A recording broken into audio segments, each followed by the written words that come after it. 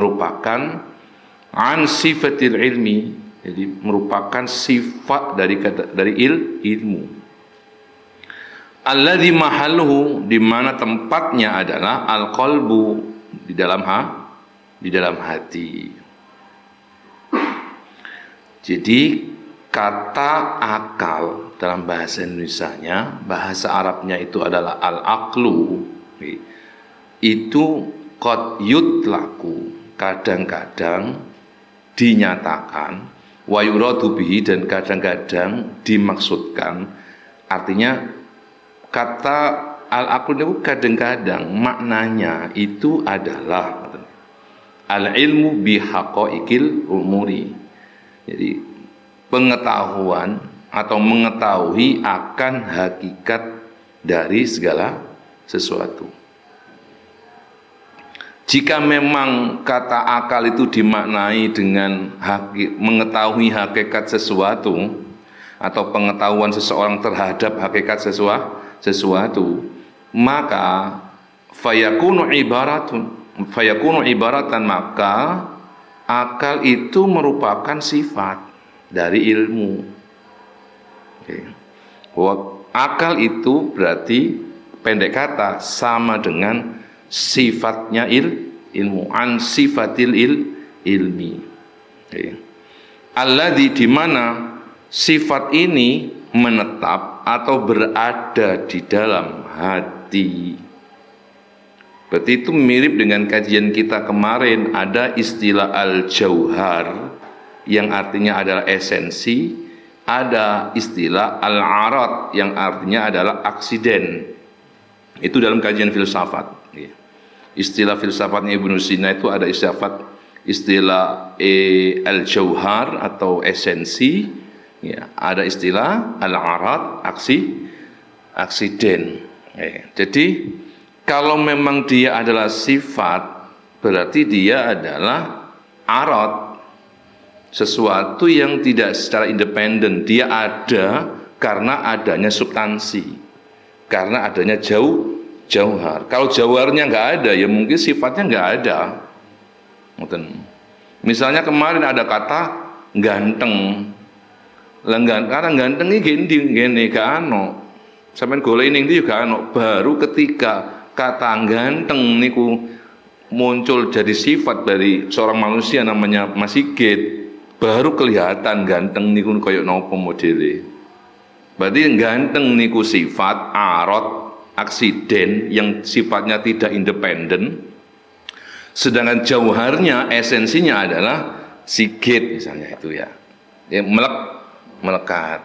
Jadi kata ilmu itu adalah, kalau makna yang pertama adalah aksiden atau sifat ya, yang melekat pada apa? Hati. Jadi hati itu mahallu, tempatnya pengetahuan. Tuh. Wasani, sedangkan makna yang kedua, annahu qad yutlaqu wa yuradu bihi. Terkadang kata akal itu dinyatakan dan dimaksudkan al-mudriku lil ulumi, yang berpotensi menangkap ilmu-ilmu. Al-mudriku itu yang berpotensi menangkap, memahami, al-ulumi lil ulumi, ilmu-ilmu. Fayakunu huwa al-qalbu. Jika demikian berarti akal itu adalah ya hati, menjadi tempat tadi. Fayakunu, maka akal itu huwa adalah al-qalba. Hati itu sendiri. Akni, yang saya maksudkan, kata Al-Ghazali, tilkal latifah. Jadi qalbun yang dimaksud di sini adalah tilkal latifah, sesuatu yang halus yang sudah kita bahas kemarin. Berarti kata an-nafs, kata ar-ruh, kata al-qalb, kata al-aql, maknanya mirip. Ada apa di situ? Ada latifatun rabbaniyatun, ruhaniyatun. Keempat kata ini memiliki kemiripan makna di situ. Karena itu Al-Ghazali di awal menyebutkan bahwa ini bersinonim sebenarnya. Cuma karena sinonim itu mesti ada sedikit perbedaan pada pemaknaannya saja, sedikit saja. Cuma dari keseluruhannya dia menyenang makna apa? Latifah, Rabbaniyah, Ruhaniyah.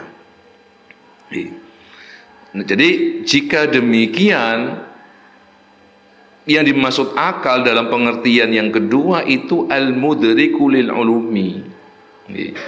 Jadi tempatnya akhirnya. Jadi akal ambek hati berarti podo.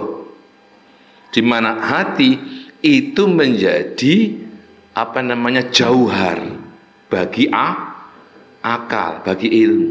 Kalau yang pertama tadi kan akal itu adalah sifat.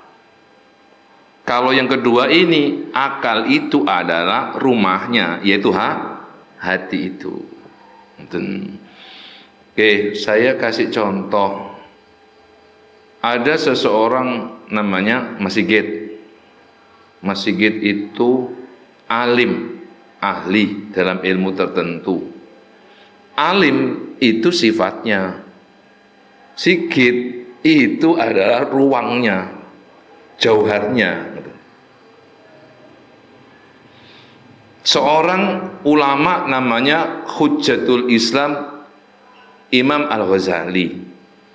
Dia dikenal sebagai seorang yang alim, al-allamah. Al-allamah itu sifat dia.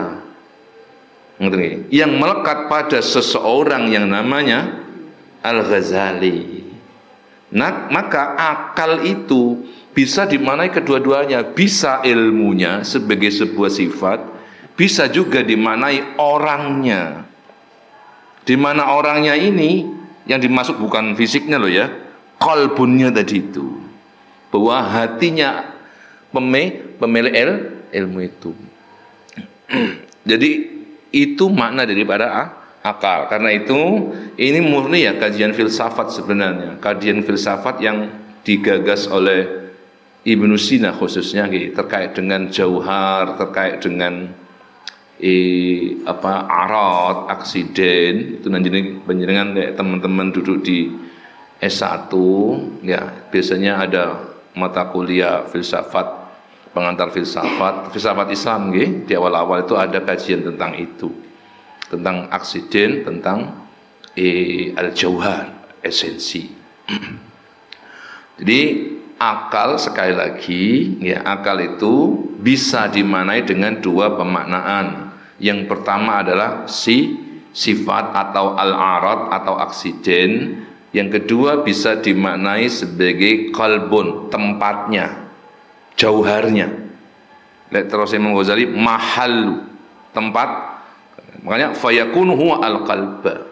Maka akal itu sendiri ya hati itu menjadi tempat pengetahuan. Wa nahnu na'lamu, kami mengetahui, anna kulla alimin, sesungguhnya setiap orang yang alim, falahu baginya, fi nafsi dalam dirinya, wujudun ada wujud, ada entitas, ada wujud, ada entitas. Huwa, di mana entitas itu adalah aslun, asal. Qaimun, yang berdiri binafsi pada dirinya sendiri. Wal ilmu, sedangkan ilmu itu adalah sifatun, sebagai sifat, halatun, yang bertempat fihi padanya.